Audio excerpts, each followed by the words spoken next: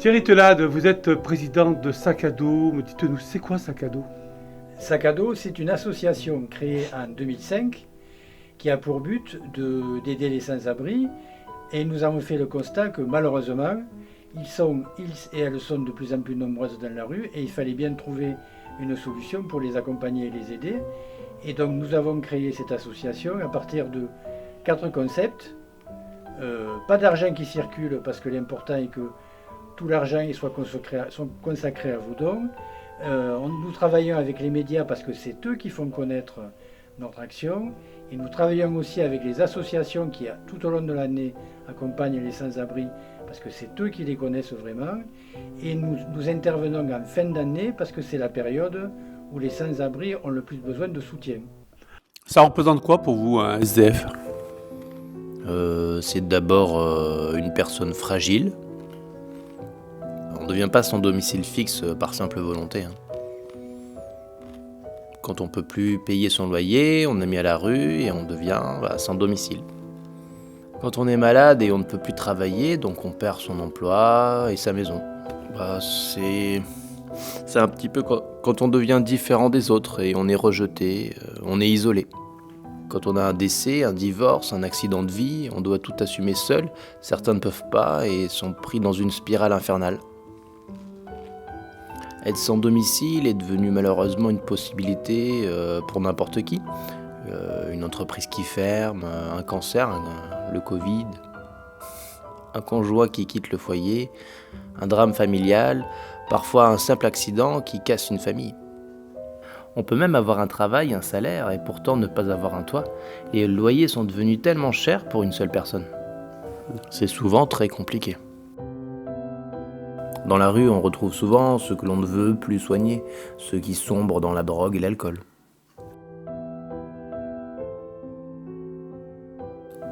Parfois, ceux qui se retrouvent SDF ne savent pas se défendre, ni à qui s'adresser pour faire valoir de simples droits. Un simple problème de santé peut faire basculer une personne dans la rue juste parce qu'elle ne peut plus payer ses factures.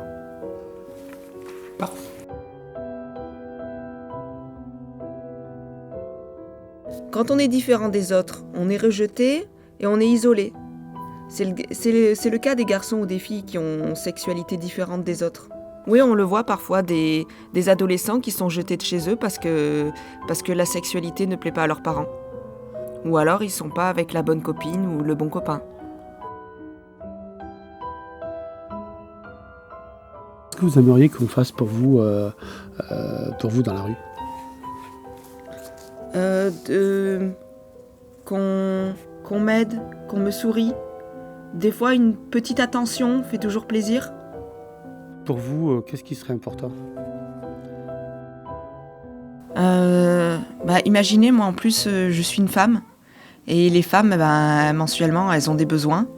Et on n'a pas l'hygiène qu'on voudrait avoir. Donc ça serait qu'on puisse nous fournir, nous offrir des petits gestes d'hygiène, de choses comme ça. Maintenant, on a une époque où on n'a plus le droit de laisser les gens dans la rue. En plus, il n'y a pas assez de logements. Et puis, moi, j'ai mon chien. Donc, aller accepter un chien dans un petit appartement, dans un petit studio. L'hiver dernier, j'ai vu que des gens sont morts dans la rue. Il y avait qu'un simple carton comme couverture. Vous vous rendez compte ? J'aimerais avoir un soutien. Qu'on m'aide sans me juger. Pour retrouver une dignité, du travail. Et un logement pour vivre comme tout le monde, quoi. Moi, si j'étais dans la rue, j'aimerais avoir une lampe et une couverture. Pour voir dans le noir, pas avoir froid. Surtout quand il pleut ou quand il neige. Moi, j'aimerais bien avoir des livres avec des histoires qui se passent dans les pays chauds. Il y a un truc aussi que j'aimerais bien avoir. Un poste, une radio, pour écouter des infos. Et surtout pour écouter la météo. Pour savoir quand il va pleuvoir ou qu'il va faire froid. Moi, je sais pas. Moi, j'aimerais pas qu'on me mette dans la rue. Mais j'aimerais avoir juste un endroit où je puisse dormir et me laver tout simplement. J'aimerais avoir un très grand sac pour mettre toutes mes robes. Et mon parfum pour sentir bon. Et devant une petite poche pour mettre mon doudou.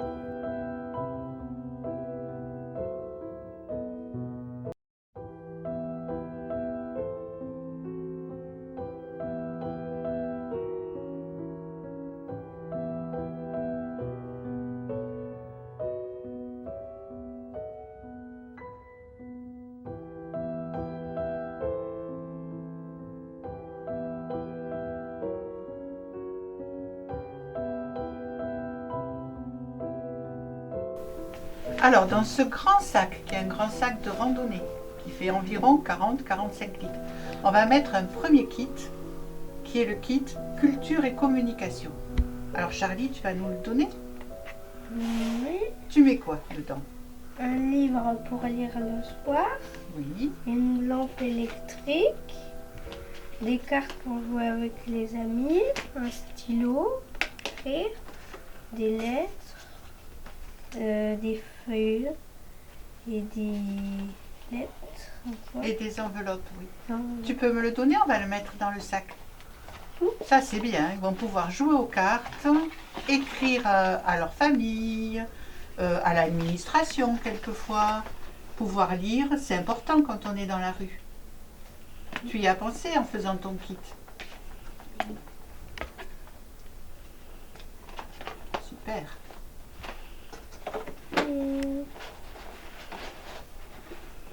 Merci. Allez, un premier kit dans le sac.